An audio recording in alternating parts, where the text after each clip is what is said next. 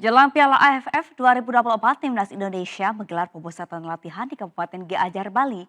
Dalam pemusatan latihan ini, pelatih Timnas Sinteyong memanggil 33 pemain dan menggelar sesi pemusatan latihan selama 6 hari.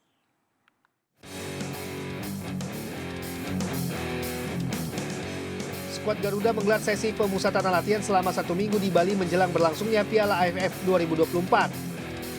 Pemusatan latihan ini dilaksanakan di Pusat Pelatihan Bali United kawasan Pantai Purnama, Kabupaten Gianyar.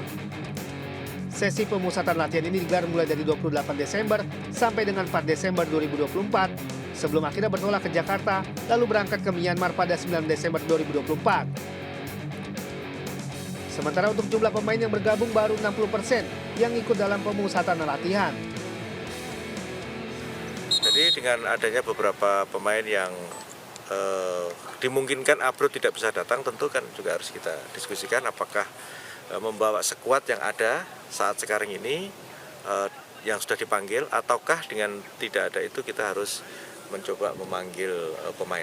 Tentu ini semua kembali kepada Coach Shin, karena Coach Shin lah yang mempunyai hak siapa-siapa yang akan dipanggil kalaupun nanti ada. Sebelumnya pelatih Timnas Indonesia, Sinteyong sudah mengumumkan ada 33 pemain yang dipanggil dalam sesi pemusatan latihan Timnas di Bali yang didominasi dari pemain Timnas U22. Namun hingga saat ini baru 23 pemain yang bergabung. Sementara beberapa pemain yang sudah dipanggil namun belum datang dalam pemusatan latihan antara lain Asnawi, Arhan hingga Marcelino.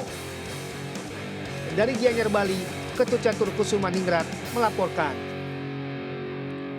Wisata Taman Bunga di Kabupaten Semarang, Jawa Tengah tidak akan membuat bosan pengunjungnya.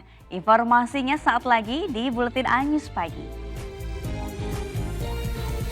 Pemerintah memberi sinyal bahwa ojek online tidak berhak menerima bahan bakar minyak bersubsidi. Menurut Menteri Energi dan Sumber Daya Mineral Bahlil Lahadalia, ojol merupakan kegiatan usaha.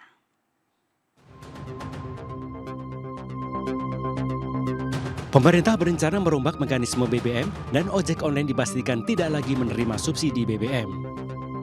Menteri SDM Bahlil Lahadalia menyatakan bahwa subsidi akan difokuskan pada kendaraan berplat kuning umum untuk menjaga stabilitas tarif transportasi.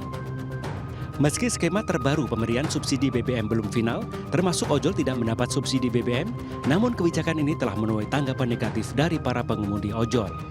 Mereka khawatir kebijakan tersebut akan berdampak pada penghasilan mereka.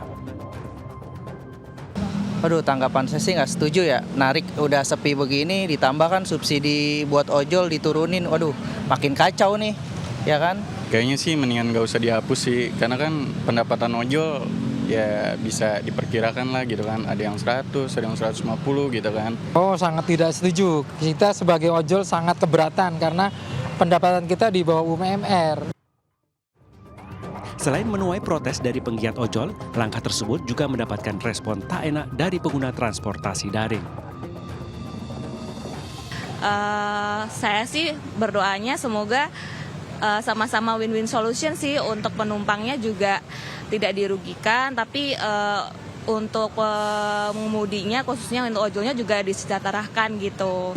Ya, yang nggak setuju karena pertama saya mengguna ojol yang akhirnya mungkin harganya akan lebih naik, terus yang kedua mungkin si driver ojol itu sendiri sih yang akan mungkin pendapatannya akan lebih berkurang gitu sih.